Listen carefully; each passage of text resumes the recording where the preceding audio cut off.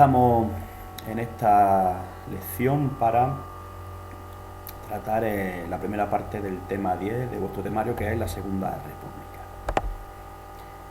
Un régimen que va a tener un difícil contexto internacional, como podemos ver en estos mapas. En este periodo de 20 años, del 19 al 39, las democracias parlamentarias, que veis en este mapa en verde, han disminuido mucho ya 20 años después.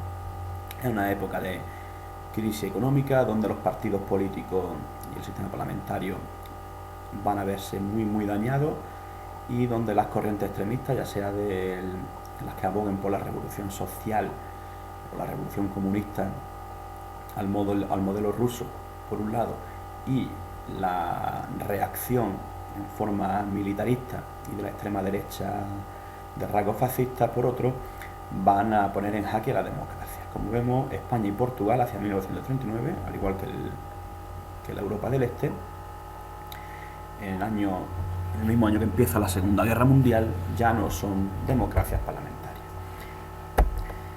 Bueno, en este índice podemos ver las masas populares celebrando la proclamación de la República el 14 de abril, 2 días después de que se celebraran elecciones municipales convocadas por Juan Bautista Aznar a expensas del rey Alfonso XIII, como solución a la difícil situación que se había heredado después de la dimisión de Primo de Rivera en enero de 1930, a la incapacidad del almirante Dámaso Berenguer para regenerar el sistema y volver a un sistema constitucional. Y ahora estas elecciones, con las fuerzas monárquicas muy debilitadas por el exilio, por la mala prensa que tiene el rey, que acabará exiliándose, y por otro, la pujanza que tienen los partidos republicanos y el Partido Socialista, que van a presentar estas elecciones municipales como un plebiscito entre monarquía y república, es decir, si salen más votadas las candidaturas no monárquicas, se legitimaría la república. En caso contrario, pues Alfonso XIII podría seguir en el poder. Los resultados, aunque vemos que en los municipios de España las concejalías monárquicas superaron no por mucho a las republicanas, pero sí que donde las elecciones eran realmente limpias, salvo pequeñas excepciones, que eran las ciudades, los republicanos, entre ellos no solo partidos de izquierda republicana, porque hay partidos republicanos de centro y también incluso la derecha liberal republicana de Alcalá Zamora, antiguo monárquico, ahí sí que ganan con resultados bastante buenos la conjunción de republicanos y socialistas contrarios a la monarquía.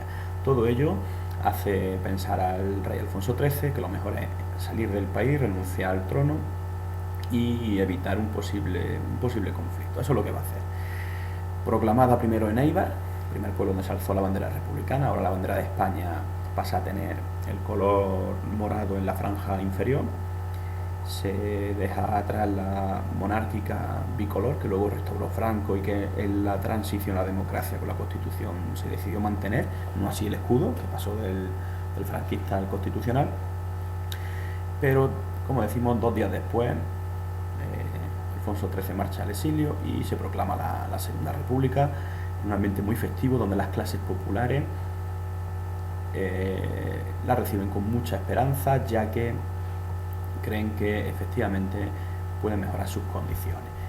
El presidente de la República va a ser Alcalá Zamora, y enseguida se crea un gobierno provisional entre republicanos de izquierda, socialistas, pero también otras fuerzas republicanas de centro, incluso más moderadas, con apoyo también de nacionalistas periféricos.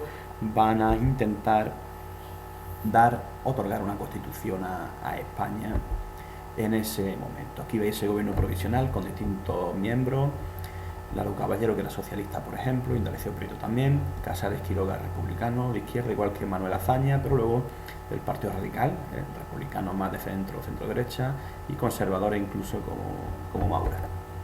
Bueno, este gobierno de concentración va a iniciar esa transición a la república y se va a estudiar la posibilidad de aprobar una nueva constitución. Se aprueba una serie de reformas urgentes por este gobierno provisional, donde ya la cuestión autonómica se pone encima de la mesa. En Cataluña se declara por parte de Macià y de Esquerra Republicana, que han ganado allí esas elecciones, se declara se declara la República Catalana dentro de la República Española, pero una declaración de intenciones de la urgencia con la que el nacionalismo catalán exige a la nueva república un estatuto de autonomía que haga pasar a España de ser un estado centralizado a uno descentralizado. La situación en el campo va a ser muy mala, sobre todo en los sectores más desfavorecidos, por la crisis económica, pero sobre todo por la mala distribución de la tierra y las penurias con las que se vivía.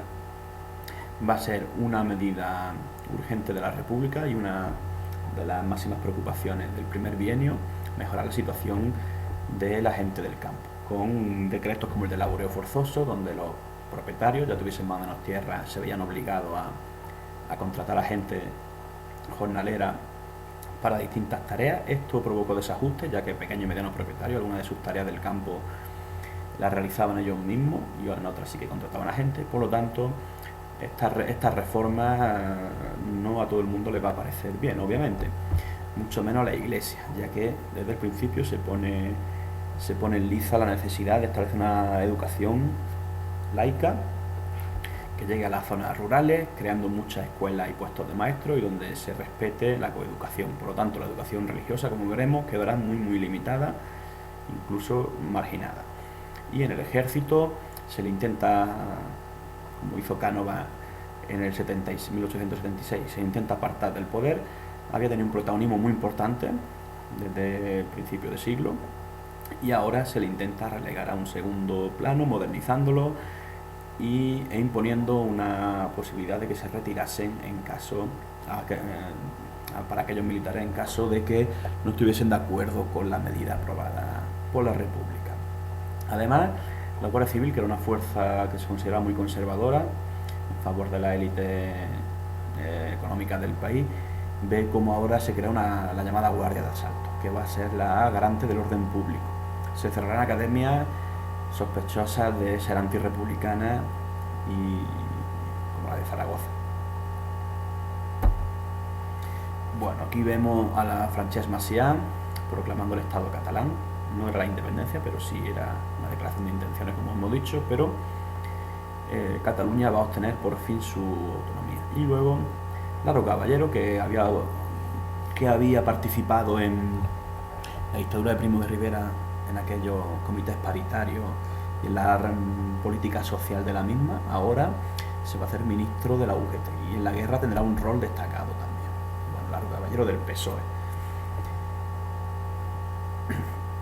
Las reacciones de la Iglesia no fueron nada buenas, sobre todo porque la República llega con un intento de modernizar y construir un Estado laico. Los agentes económicos, viendo que la inestabilidad podía ser una tónica común de este periodo, se asustan y hay una bajada de las bolsas en ese momento. Ya hay una oposición de la Iglesia a la República, como el cardenal Segura, que se mostró muy beligerante. Todo esto va a hacer que la relación entre Estado e Iglesia se deteriore mucho, se decretará la expulsión de los jesuitas y además las masas populares, viendo la animadversión de la Iglesia hacia un régimen que se instaura, que es la Segunda República, que intenta mejorar las condiciones de vida de los más pobres y ve que la Iglesia se opone a él, se reproduce el anticlericalismo con acciones que no fueron frenadas debidamente por la fuerza del orden ni por el gobierno republicano, como el 11 de mayo del 31, la quema de conventos e iglesias en Madrid o Málaga. Bueno, la opinión pública católica, desde luego, en su gran mayoría, salvo en el País Vasco, donde la Iglesia sí apoyó a la República más tarde, la opinión pública católica se decantará por los grupos antirrepublicanos e incluso luego por la rebelión militar. Algunas imágenes con el presidente del gobierno Azaña y Franco, el jefe de la Academia Militar de Zaragoza, la Guardia de Asalto en algunos registros y Manuel Azaña, que fue también ministro de la Guerra. El 11 de mayo con la quema de conventos e iglesias. Aquel día quizás se equivocó Manuel Azaña al decir que ni todos los conventos de Madrid valen la vida de un solo republicano. Eso acrecentó un poco el antirrepublicanismo entre los sectores de la Iglesia. Bueno, no hay un gobierno todavía elegido, solo hay un gobierno provisional y se pretende convocar elecciones para el 28 de junio del 31, donde según salgan unos partidos más votados u otros, la intención es convocar elecciones, aprobar una constitución, por eso se llaman elecciones a Cortes Constituyentes. Los más votados fueron el Partido Socialista y el Partido Republicano, el Partido Radical, y bueno, lo que se produce es una renovación de la coalición republicano-socialista, pero ahora republicanos de izquierda y socialista, es decir, los republicanos más centristas o de derecha se apartan del gobierno y fruto de ello la Constitución del 31, cuyo texto fue redactado por Jiménez de Azúa, va a responder a los intereses sobre todo de los partidos que ganaron esas elecciones o que se coaligaron, republicanos de izquierda y socialistas, que pretendían implantar una república democrática y laica. Por lo tanto, los sectores más conservadores, católicos de derecha, se ausentaron en el debate constitucional cuando se trataba de aprobar estas medidas, y todo ello no gustó a la Iglesia, ya que se aprobó el derecho a voto a las mujeres, pero sobre todo el matrimonio civil y el divorcio quedaban legalizados según la Constitución. Además de educación obligatoria y gratuita, con coeducación. Y bueno, todas estas medidas a la Iglesia no gustaron, como tampoco gustaron a buena parte de los propietarios de España, la burguesía agraria, ya que también se reconocía el derecho a la propiedad privada, pero subordinada al interés general. ¿Esto qué quiere decir? Que el gobierno de la República podría incautar o expropiar propiedades que considerase para el bien del Estado, el bien de la nación o de los ciudadanos. Bueno, esta Constitución aprobaba un sistema unicameral, sin Senado, solo Congreso. El jefe del Estado ya no va a ser el rey, sino un presidente de la República. No tiene por qué ser del mismo partido que el presidente del gobierno. De hecho, Niceto Alcalá Zamora, como presidente de la República, era de la derecha liberal republicana, partido así más conservador, un poco muy de derecha, pero sí más conservador y católico, y que va a tener la posibilidad de disolver cortes y de controlar al gobierno. Pero también el gobierno, el poder legislativo, va a poder controlar también mucho al jefe. Estamos ante un régimen democrático con separación de poderes, ya que el Poder Judicial tiene tribunal independiente. Se crea el Tribunal de Garantías Constitucionales, equivalente al Tribunal Constitucional actual. Además, se aprueba el voto femenino, votará por primera vez la mujer en España en el 33, y otro de los aspectos que más molestó a algunos de los sectores tradicionalmente en el poder, en este caso sobre todo a los militares más reaccionarios, que fue la posibilidad de que España se constituyese, según esta Constitución, como un Estado integral, pero que daba posibilidad de autonomía para las regiones y las provincias. Es así que el Estatuto Catalán, la región que más lo reivindicaba, va a hacerse una realidad un año después. Para muchos eso era el fin de la unidad de España. Había que distinguir aquí entre unidad y uniformidad, ¿vale? La concesión del estatuto no significaba la ruptura de la unidad, pero sí la posibilidad de que Cataluña tuviese ciertas competencias en distintos aspectos. Y lo que más enfureció a la opinión pública católica, reiteramos, es la separación Iglesia-Estado, aunque se declara libertad de cultos, pero la Constitución republicana dice que España no tiene religión oficial. Muchos de estos aspectos lo tenemos en la Constitución actual. Lo que sí que va más allá de la Constitución del 31 es que se limita muchísimo la educación religiosa, se disuelve la Compañía de Jesús y se prohíbe a los clérigos comerciar y dedicarse a la industria, por ejemplo. ¿Vale? En ese sentido, como sabéis, hoy día sí que existen colegios religiosos concertados, que son en parte sufragados por las instituciones públicas. Por lo tanto, aunque sí tenemos divorcio y matrimonio civil, igual que se aprobó en la República, lo que sí va más allá este nuevo gobierno es en esas medidas. Los bienes de los jesuitas son nacionalizados. Por lo tanto, esta Constitución se dice que fue un tanto sectaria, puesto que estos artículos, sobre todo los referidos a la territorialidad del Estado y a la separación Estado-Iglesia, solo fueron aprobados por la coalición de gobierno, y Alfonso XIII fue declarado culpable de alta traición, se le desposeyeron de sus bienes. Por lo tanto, bueno, como error, primer error de la Segunda República, el quizás haber ido más allá en algunas medidas. Una está claro que modernizaban el Estado, que es lo que requería España, pero otra quizá no tenían en consideración la realidad social del país, como el hecho de que eran muy católicos, una buena parte de España, y esas medidas quizás fueron demasiado más allá, y eso provocó pues la animadversión de estos grupos. Aquí Azaña justificando el que España dejase de financiar a la Iglesia, diciendo que aunque había millones de creyentes, pero justificando que los religiosos tenían que quedar en el ámbito privado, no en el público. Por lo tanto, aquello que decía el concordato de 1851 de financiación de culto y clero quedaba totalmente desarticulado. Y aquí veis otra de las medidas, la posibilidad de que el Estado se organizase en ciertas regiones autónomas, no hay religión oficial, etc. Y una república democrática de trabajadores de toda clase. Aquí sí que fue una concesión a los más conservadores, ya que el intento de la coalición republicano-socialista era declarar una república de la clase trabajadora. Bueno. Y luego la posibilidad en el artículo 44, de incautar o expropiar tierra a los grandes de España principalmente, decretándose además el sufragio universal, igual, directo y secreto. El caciquismo va a sufrir un fuerte retroceso ahora sí en este periodo, aunque va a haber siguiendo prácticas. Alcalá Zamora, primer presidente de la República, jefe de Estado, y Azaña, presidente del gobierno de la República. Era republicano de izquierda y luego el presidente de izquierda republicana.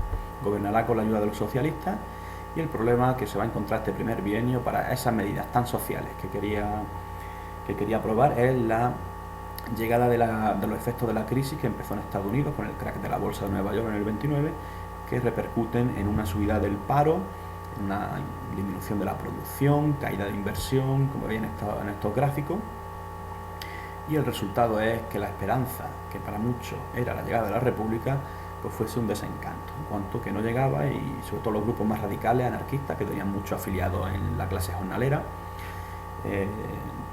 decidieron enfrentarse también al gobierno de coalición republicano socialista. Esta situación, veremos a ver con lo del virus actual, si no podemos decir que es bastante similar, ya que actualmente pues, se ha creado otra coalición de gobierno que supuestamente la forma un partido que ha llegado por primera vez al poder, con algunas vicepresidencias y ministerios, y que habla continuamente de implantar medidas sociales. El caso es que en situaciones de crisis económica como la que puede acelerarse de persistir esta actual situación, pues puede hacer que esas medidas sociales desaparezcan por problemas presupuestarios. En fin, esto afectó mucho a la coalición de izquierda en el primer bienio de la República.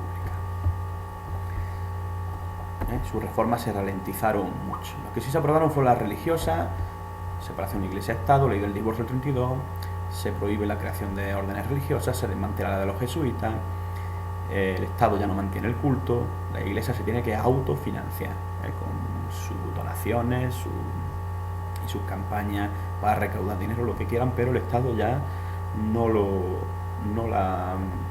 la sufraga. El objetivo era, sobre todo en la educación, pero en todos los ámbitos, restarle la gran influencia que tenía la Iglesia sobre la ciudadanía. ¿Vale?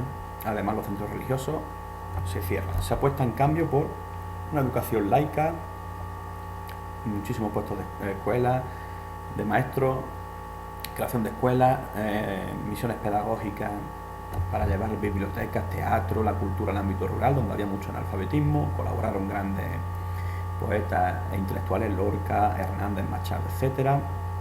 Y se aumenta la red de bibliotecas y de escuelas primarias también en todo el Estado. Una educación laica.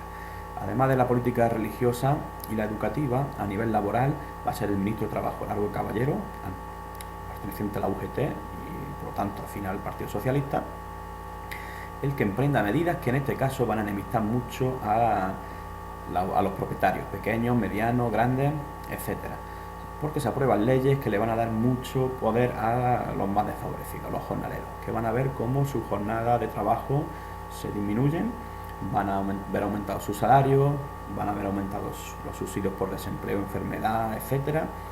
Y claro, para los propietarios, en una situación de pérdida de beneficios por la crisis económica, que encima llegase un gobierno que mejora la situación de los trabajadores y que por tanto esa mejora de la situación de los trabajadores puede repercutir en menos ingresos para los propietarios, pues lo que hace es que estos se enemistasen con la coalición republicano-socialista y apoyen con cada vez más fuerza a las derechas, que lo que buscarán, como veremos luego, es desarticular las reformas de este periodo. Ley de jurados mixtos, tribunales en los que se dirimían los conflictos laborales entre patrono y obrero, y que casi siempre daban en esta ocasión la razón a los obreros. Tradicionalmente los patronos en España, aquí en Alcalá, en cualquier sitio, eran los que dictaban muchas veces las condiciones de trabajo, y a eso había que amoldarse. Ahora ven los más desfavorecidos como es al revés, se le da la vuelta a la tortilla y se tiene las instituciones locales, porque los ayuntamientos muchos son controlados por el PSOE, aquí en Jaén por ejemplo, la gobernación civil y también incluso el gobierno central, que está aprobando leyes que tienen que aplicarse a todo el ámbito estatal, que ponen en cuarentena, mejor dicho, la situación de los grandes propietarios. Pero como he dicho anteriormente, también pequeños y medianos propietarios, con alguna ley como la de laboreo forzoso, se vieron perjudicados. En fin, la burguesía agraria, pero aquí en Alcalá también muchos pequeños y medianos propietarios se fueron lo que se llama fascistizando, es decir, viendo que la legalidad democrática republicana era un impedimento, era un retroceso para sus intereses económicos y sus beneficios. Por tanto, desmontar esa legalidad republicana, es decir, pasar a un régimen autoritario como estaba sucediendo en otros países, era sin duda una vía a considerar para recuperar ese ordenamiento social y político tradicional, que era pues que los señoricos, los industriales eran los que gobernaban siempre. Antes, acordaros, con la ayuda del caciquismo, de esos personajes o jefes locales caciques que gobernaban y controlaban las elecciones. Bueno, toda esta actividad sindical va a sufrir un duro varapalo con el golpe militar y la posterior instauración de la dictadura al acabar la guerra civil. Esta capacidad reivindicativa y estas mejoras laborales que se imponen con la ayuda del gobierno a los propietarios van a desaparecer totalmente ya en los años 40. Bien, otro de los sectores que se enemistará con el régimen será los militares, sobre todo cuando se apruebe el Estatuto Catalán. Primero con Francesc Macià, luego con Lluís Companys, pero el 99% de los catalanes aprobó un estatuto que hacía transferir muchas competencias del Estado central a Cataluña. Aunque el estatuto se recortó a su paso por las Cortes Generales en Madrid, acabó aprobándose, y Azaña, presidente del gobierno, fue uno de los máximos defensores de que se aprobase este estatuto. Para los más reaccionarios, sobre todo los militares africanistas y buena parte del estamento militar, esto era la ruptura de la unidad de España y se produce un primer intento de derrocamiento de la República, comandado por Sanjurjo y otros africanistas, sectores más ultra, pero fracasaron. Aunque se les condenó a muerte, luego se les conmutó la pena por prisión y finalmente en el 33, cuando llega la derecha al poder, amnistían a estos golpistas, que luego tendrían un rol muy destacado en el 36. Bueno, se aprueba el Estatuto de Cataluña con Esquerra Republicana, que ha ganado las elecciones en Cataluña como partido que aspira en último grado a la independencia, pero que de momento pues se conforma con una especie de república federal, o al menos que reconozca la singularidad de Cataluña. En el País Vasco no se aprueba ningún estatuto, aunque lo venía buscando, porque el PNV, el Partido Nacionalista Vasco, que ha ganado la elección allí en esa zona, lo que le sucede es que está en desacuerdo con la medida antirreligiosa de la República, y por lo tanto no será hasta la guerra civil cuando el PNV y los nacionalistas vascos vean que el bando franquista, que coincide con ellos en la defensa del catolicismo, pero que no quiere respetar las peculiaridades del euskera y del País Vasco, acaban poniéndose del lado de la República y conseguirán que se les conceda el Estatuto de Autonomía de Guernica en el 36. Por lo tanto, Cataluña y País Vasco durante los años 30 consiguen aprobar sendos estatutos de autonomía. Ya en el País Vasco la República se había intentado, pero en Navarra y en parte de Álava no no se había visto con buenos ojos el estatuto, por lo tanto se demoró, como digo, hasta la Guerra Civil.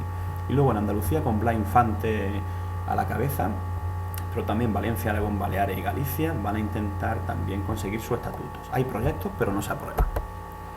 La reforma agraria va a ser la que se lleva a cabo en este periodo, pero la dificultad económica, el presupuesto escaso y la oposición de los grandes terratenientes va a ralentizar mucho esta medida del gobierno de izquierda. Se buscaba paliar el grave problema de la distribución de la tierra, modernizar la propiedad de la misma y sobre todo pues conseguir que los sectores más desfavorecidos accediesen a ella. En el centro sur predominan los latifundios, en el norte los minifundios, y los jornaleros por eso recibieron con agrado la República, pero al ver que este reparto de tierra llegó de manera muy lenta, acabaron radicalizándose y predicando la revolución social. Por eso aquí en Andalucía en especial el PSOE y la UGT, cuando se radicalizaron los anarquistas, tuvieron muchos afiliados entre estos grupos. No en vano aquí veis en nuestra zona como la gran propiedad, más de 250 hectáreas, en toda Andalucía pues era muy destacada, es decir, los grandes de España, los grandes latifundistas se llevaban el gran beneficio. Marcelino Domingo fue el gran precursor de esta ley de reforma agraria, que preveía que se le pudiese expropiar tierra a los grandes de España sin indemnización.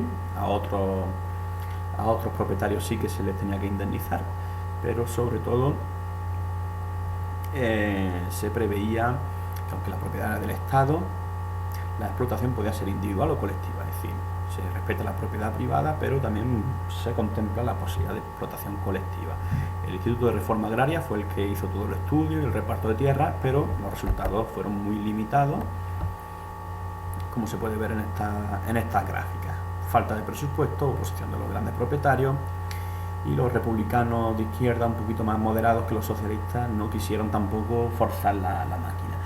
El republicano de izquierda era, por ejemplo, el alcalde de Alcalá, que era Pablo Amala, que, bueno, como otros republicanos, intentaron contener tanto la acción revolucionaria de los socialistas y anarquistas más exaltados como la reacción de los grupos más proclives a la extrema derecha o lo que será luego el fascismo, sobre todo con grandes apoyos en la patronal, la burguesía agraria y demás. Bueno, ese fue el intento de hazaña de tampoco molestar mucho, pero el problema es que ante la insatisfacción de los grupos populares de conseguir los logros que preveían, sobre todo aquellos que estaban afiliados a los anarquistas, se pusieron en huelga y por tanto desconfiaron de las promesas que le hacían el gobierno de coalición de izquierda.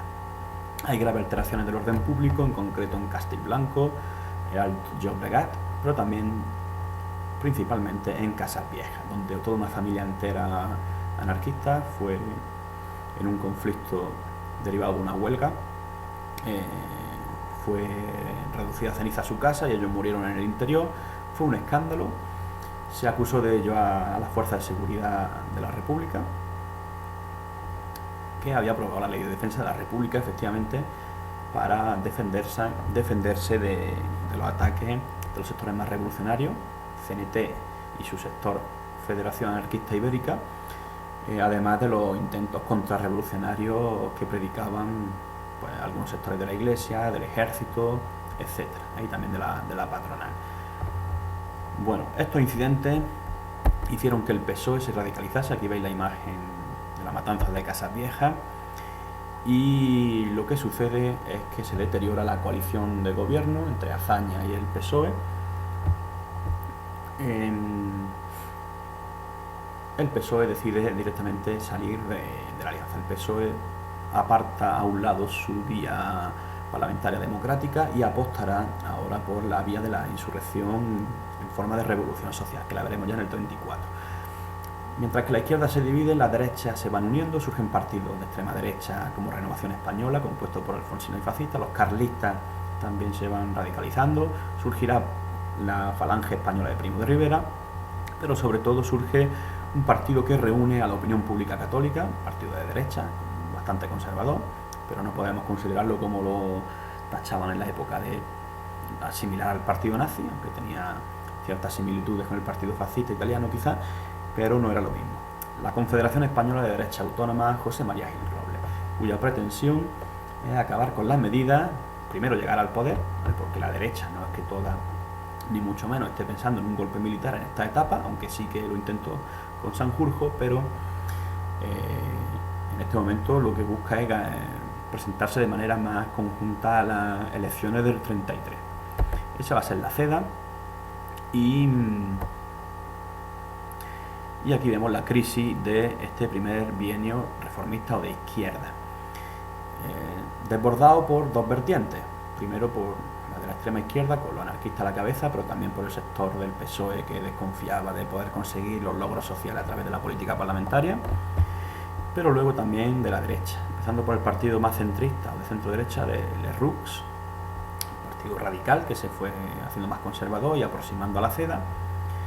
Alcalá Zamora, presidente de la República, aunque era el presidente, pero no le gustaban mucho las medidas en materia religiosa. Y luego, al final Alcalá Zamora, por esa imposibilidad de mantener la coalición de gobierno, convoca elecciones para noviembre del 33. En esas elecciones los anarquistas, muy represaliados, como siempre, pero también por el poder, y ahora también por la izquierda, la CNT y la FAI piden la abstención. Eso, pues sin duda, afectó mucho a revalidar esa coalición.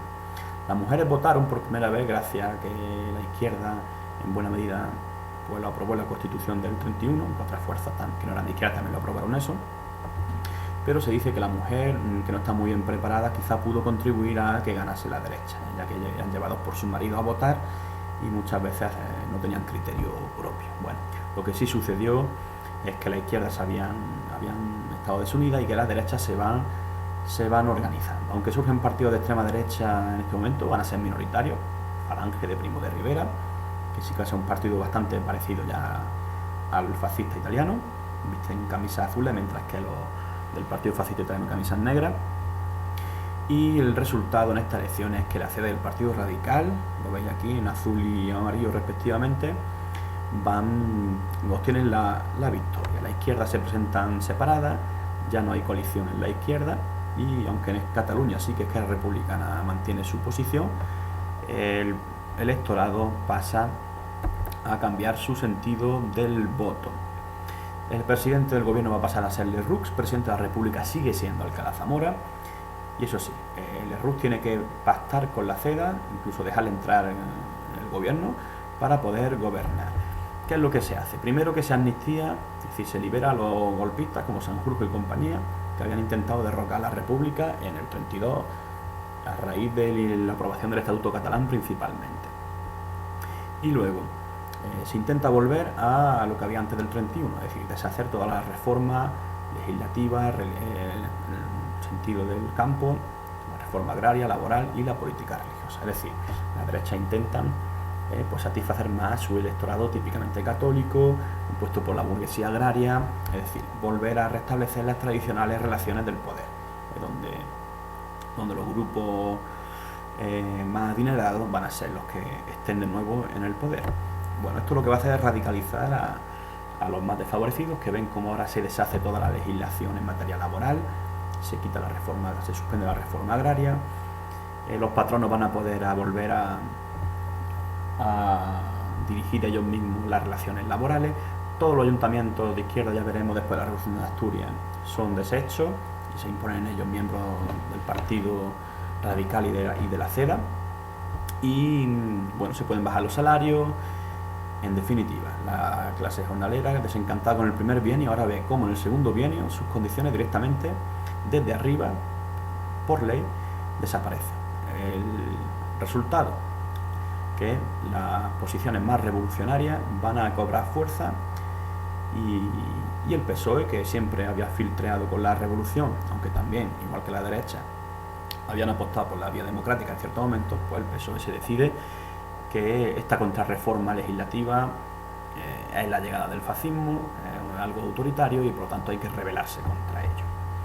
Los campesinos llaman a la huelga, se reproduce mucho la huelga en estos momentos, paralizar la producción para obligar a las clases terratenientes y poderosas de restablecer las medidas anteriores, no lo conseguirán, y además va a haber un importante conflicto de competencias con la Generalitat, que aprueba una serie de leyes que se declaran inconstitucionales y que provocarán la destitución y encarcelamiento de Just Companys y de su equipo de gobierno en Cataluña.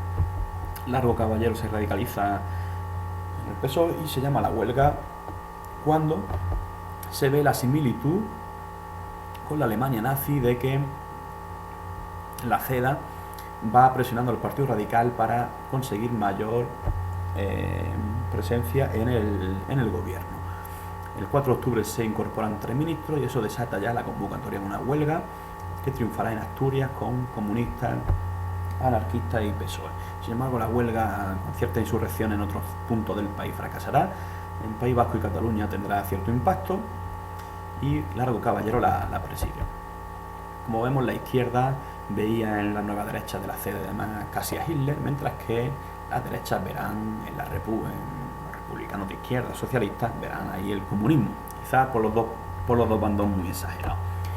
Entrando la CEDA en el poder y viendo la izquierda que llegaban medidas cada vez más autoritarias al país con Gil Robles a la cabeza, se desata esa huelga del 5 de octubre que solo triunfa en Asturias porque es donde realmente todos los agentes sociales se unen, como veis aquí, UGT, CNT y comunistas, y en Cataluña se aprueba una ley por la cual los campesinos pueden convertirse en propietarios de aquellas tierras que hubiesen estado trabajando en arrendamiento más de 5 años.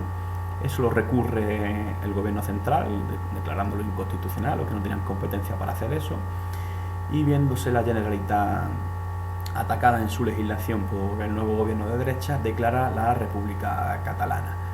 El resultado de esta declaración, Estado catalán dentro de un Estado federal español, el resultado de esto es que se interviene el gobierno, que actuará en Cataluña, destituyendo a la Generalitat, y en Asturias llega el ejército de África, muy temido por su acto en la guerra de Marruecos, y que ahora, con Franco a la cabeza, que faltaba su testículo, van a reprimir a los huelguistas. Bueno, aquí los mineros asturianos llegaron a tomar toda la cuenca minera, tomaron algunos ayuntamientos incluso, y fue una revolución en toda regla, pero que se quedó ahí por la dura represión que sufrió. Una dura represión que se llevó la vida de más de 1000 personas, la mayoría de ellos obreros. También murieron decenas de miembros del ejército y de la fuerza de seguridad. Y en Cataluña, como vemos, Just Companys, que había relegado a Macià como presidente de la Generalitat en el 34, pues fue encarcelado. Bueno, por lo tanto, esta insurrección, en este caso de los socialistas, es la segunda de la República. La primera fue la de Sanjurjo contra la izquierda, ahora la de Asturias contra la derecha.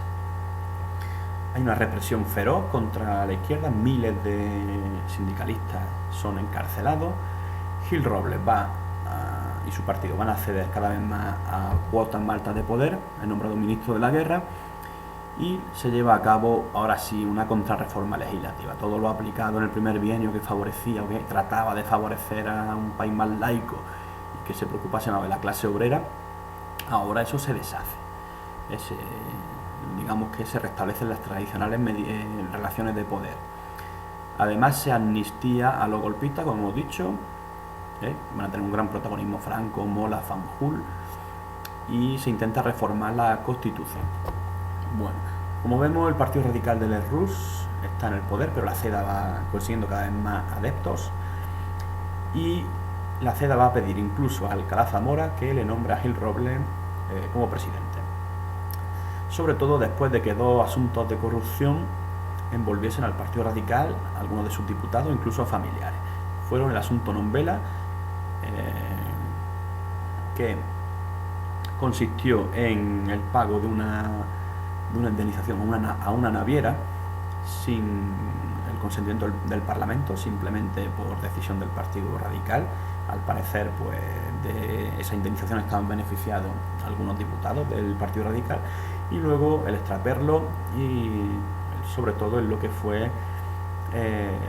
la manipulación de una ruleta en el Casino de Madrid, donde también estaban involucrados miembros del Partido Radical. Total, estos escándalos saltan a la luz.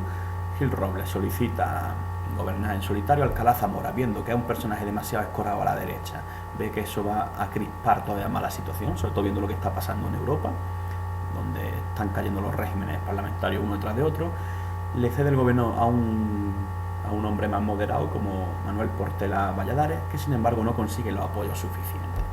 Ante ello, Alcalá Zamora decide convocar elecciones, disuelve las Cortes y convoca elecciones del 10 para el 16 de febrero del 36. Van a ser la última democrática en España hasta 1977. Bien, aquí va a haber una crispación cada vez mayor, se van creando dos grandes bloques, uno de izquierda, otro de derecha, el centro se va perdiendo, el Partido Radical va a perder bastante fuerza. Fijaros lo que le ha pasado, por ejemplo, a Ciudadanos en elecciones anteriores y cómo han ganado más fuerza, sobre todo por el conflicto territorial, fuerzas de extrema derecha o fuerzas independentistas, han ganado bastante poder. Pues lo mismo sucede aquí. Los españoles cada vez se soportan menos y ahora el Partido Comunista, que tenía poca representación en España, igual que la Falange, van ganando poder. Lo mismo los anarquistas, que ahora en estas elecciones, aunque no participan, abogarán por votar al Frente Popular. El Frente Popular es la candidatura que presentan la izquierda. Es una coalición electoral, pero no de gobierno. ¿Qué quiere decir? Que se pretende presentar una candidatura única para ganar las elecciones, al ir unidos todos, republicanos, socialistas, comunistas, incluso los anarquistas, que abogan porque si algún simpatizante quiere votarles, que les vote. Bueno, uno de los eslóganes de este Frente Popular, la amnistía de los líderes sindicales que habían sido encarcelados después de la Revolución de Asturias. Aquí vemos los resultados, como la izquierda y la disminución de la abstención pues va a ser una de las causas de la victoria del Frente Popular, y la derecha, después de la ruptura entre el Partido Radical y la CEDA, se presentan ahora desunidas. Ya van a tener cierto éxito, cierta representación electoral la Falange y partido de extrema derecha. Los resultados estuvieron bastante ajustados. Aquí veis como en Andalucía Occidental, todo el Levante, Madrid, el norte y parte de Galicia ganaron la izquierda, y en la Castilla y León más tradicional y conservadora ganó la derecha, al igual que en buena parte de Aragón y Castilla-La Mancha. Se acusó al Frente Popular de manipular las elecciones. Tradicionalmente esa manipulación de elecciones la suelen hacer los partidos más tradicionales, como el Partido Liberal o Conservador en la época de la Restauración, al servicio de la élite, y eso no quedó muy demostrado. De hecho, aquí en Alcalá hubo algunos intentos en esas elecciones de manipular el sufragio, y sea como sea, no parece demostrada esa teoría que algunos esgrimen para justificar el golpe militar del 36, del 18 de julio. En fin, lo que se produce aquí es que cada vez, a pesar de que estas elecciones pues se han celebrado con cierta normalidad, entre comillas, lo que se ve es que cada vez hay más sectores de un lado y de otro que apuestan menos por la política parlamentaria y sí por la violencia y la insurrección para llegar al poder. La derecha es ahora la que observa cómo hay que frenar de alguna manera u otra las nuevas medidas del Frente Popular encaminadas a restablecer la Generalitat catalana, a restablecer las medidas reformistas del primer bienio, y que afectan obviamente a las clases tradicionales en el poder, como la Iglesia Católica, los terratenientes y demás. Por eso ahora sí que la derecha, al contrario que en el 32 o 33, apostarán por la insurrección militar. Además se ve, según dice el historiador Ángel Viñas, que había acuerdo entre grupos monárquicos y de extrema derecha con la Italia fascista para que le enviase ayuda en caso de producirse un golpe militar y una guerra. Bueno, Azaña vuelve al gobierno en principio, se amnistía, como hemos dicho, a Companys, a su gobierno y también a los que protagonizaron la revolución del 34, y se vuelve a la reforma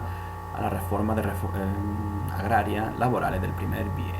La Iglesia sigue siendo un pilar en contra de la República y apoyará como cruzada contra los llamados enemigos de España, que están aprobando ideas y leyes ateístas. Van a apoyar al golpe de Franco. Bueno, todo esto por considerarse como que el restablecimiento de las medidas reformistas del primer bienio es una amenaza para el orden social a ojos de la derecha y los conservadores. La política se crispa y un ejemplo de ello es que un personaje algo más moderado como Zamora es destituido y su puesto lo ocupará Azaña, de Izquierda Republicana. Es decir, el presidente de la República ahora Azaña, el presidente del gobierno va a pasar a ser Santiago Casares Quiroga. Las clases populares se impacientan, hay ocupación de fincas y a duras penas se mantiene el orden social. Cosa que se mantiene de momento. Cuando no se mantiene el orden social será con el golpe militar, cuando en la España republicana sí que se van a proceder ya a colectivizaciones, expropiaciones de fincas masivas, etcétera. Pero la República consigue, por lo menos en estos últimos meses, a los sectores más revolucionarios de la izquierda contenerlos con mayor o menos éxito. Se van aumentando la crispación y la radicalización en las calles. El sector más radical del PSOE, como un largo caballero y anarquista, quiere la revolución. El gobierno del Frente Popular, hay que decir que ahora están en solitario. Los republicanos de izquierda, los socialistas, por la experiencia del primer bienio, prefieren no entrar en el gobierno. Y en el bloque de las derechas, como he dicho, se va buscando la posibilidad de una salida a la situación de manera violenta, con Calvo Sotelo como representante del bloque nacional que perdió. Los crímenes políticos se van aumentando desde febrero a julio del 36, como veis aquí en este gráfico. Y bueno, no va aceptando los resultados de las elecciones democráticas del 36, los militares y los grupos de derecha más significativos van a organizar esa rebelión. La República lo que hace es a los cabecillas militares dispersarlos, como Mola a Navarra, Godé a las Baleares, Franco a Canarias. De ese modo pretendían evitar la coordinación de los militares en una hipotética rebelión militar que muchos veían que estaba al llegar. Bien, bueno, pues esa rebelión ya cada vez lo van a ver con mejores ojos, con muy buenos ojos los monárquicos, los carlistas, las milicias falangistas, por supuesto, etcétera. Es decir, buena parte de la derecha ya veían que la situación exigía un golpe militar. Sin embargo, a diferencia de lo que pasó con Primo de Rivera, que obviamente fue un dictador más light que Franco, en aquel momento todo el mundo estaba harto de la situación, nadie le gustaba la política como iba y hubo una gran indiferencia. Aquí no, aquí en el golpe que prepararán los facciosos, con Mola a la cabeza, que fue el ideólogo desde Navarra, desde Pamplona, en este caso va a haber una gran oposición en buena parte del país a los rebeldes golpistas. Sanjurjo sería el jefe, pero sufrió un accidente de avión y tuvo que ser relegado. Franco va a ser luego, en octubre del 36, nombrado el generalísimo de los ejércitos y caudillo. Las milicias falangistas van a obtener cada vez más apoyo social. Las derechas se van radicalizando, cada vez más afiliados a este partido, que va a ser tristemente famoso por los paseillos y la eliminación física sistemática de la oposición de izquierda. En la izquierda también va a haber grupos de extrema izquierda que se afilien cada vez más a la CNT y que también opten por la violencia frente a ello. Bueno, el objetivo, por lo tanto, de la derecha es volver a un sistema de orden. ¿Y cuándo se adelanta el golpe militar? Pues bueno, cuando se asesina por parte de guardias de asalto al monárquico Calvo Sotelo, que había fundado el Bloque Nacional, líder del Bloque Nacional. Fueron a su casa y se lo llevaron.